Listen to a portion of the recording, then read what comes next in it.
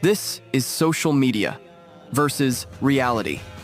First up is the Las Vegas Strip in the USA. Known for its dazzling neon lights and endless entertainment, it's a symbol of luxury and excitement. In reality, the energy here is even more electrifying, and the sheer scale of it will leave you in awe. Next is the Sydney Opera House in Australia. Famous for its iconic sail-like design, it's a global symbol of creativity and architecture.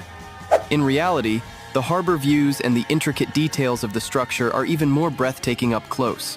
Lastly, there's Buckingham Palace in the UK.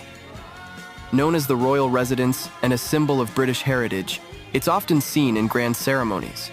In reality, the palace's elegance and the surrounding gardens are even more majestic in person. So,